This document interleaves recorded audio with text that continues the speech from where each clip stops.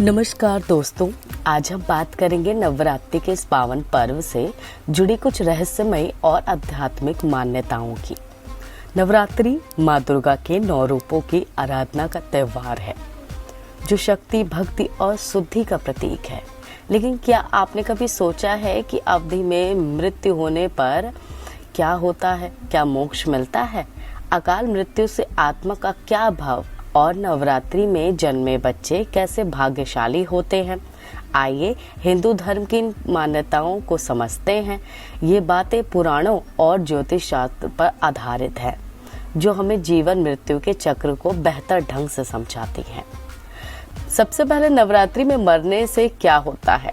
हिंदू मान्यताओं के अनुसार नवरात्रि पर अत्यंत शुभ और पवित्र काल है।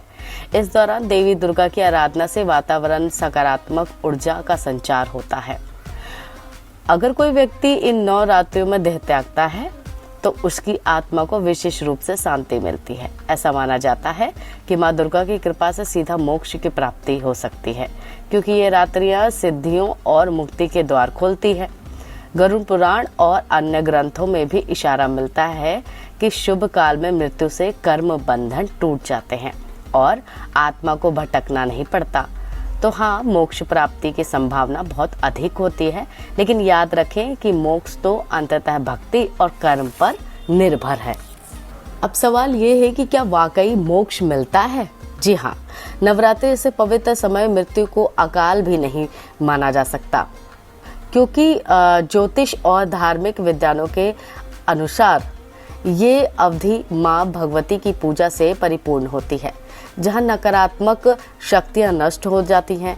इसलिए यदि कोई भक्त होकर जीवन जी चुका है तो मोक्ष के द्वार खुल जाते हैं।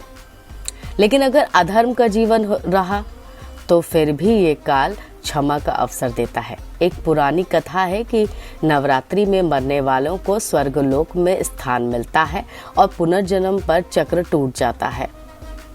तो इस पर्व को मनाते हुए हमें भी अपनी जिंदगी को शुद्ध बनाने का संकल्प लेना चाहिए। अगला महत्वपूर्ण सवाल, नवरात्रि में अकाल मृत्यु से आत्मा का क्या होता है? अकाल मृत्यु तो समान दिनों में भी दुखदाई होती है, लेकिन नवरात्रि में ये थोड़ी अलग है। गरुड़ पुराण के अनुसार अकाल मृत्यु पर आत्मा प्रेत योनि में भटक सकती है, क्योंकि कर्म पूर्ण नहीं होते।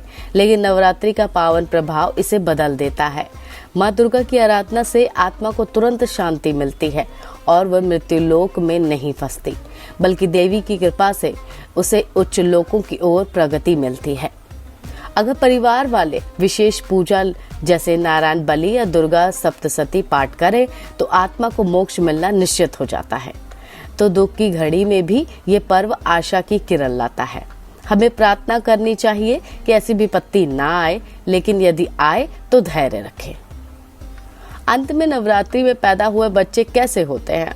ज्योतिष शास्त्र कहता है कि बच्चे बेहद भाग्यशाली होते हैं। माँ दुर्गा के आशीर्वाद से उनका जन्म भक्ति और समृद्धि का प्रतीक बन जाता है। ऐसे बच्चे बुद्धिमान, धार्मिक और सफल होते हैं। उनके जीवन में विपत्तियां कम आती हैं और वे समाज में सम्मान पाते हैं। ये मान्यता है कि नवरात्रि में जन्मा बच्चा माँ का अवसर प्राप्त होता है। साहसी, दयालु और आध्यात्मिक उनके कुंडली में विशेष योग बनते हैं जो धन, स्वास्थ्य और सुख देते हैं। तो अगर आपके घर में ऐसा कोई संयोग है तो उसे देवी की विशेष कृपा माने और संस्कारों पर जोर दें। दोस्तों, नवरात्रि हमें सिखाती है कि जीवन मृत्यु सब माँ के चरणों में समर्पित है। इस पावन काल में व्रत, पूजा, भजन से अपनी आत्मा को शुद्ध करें। जय माता दी।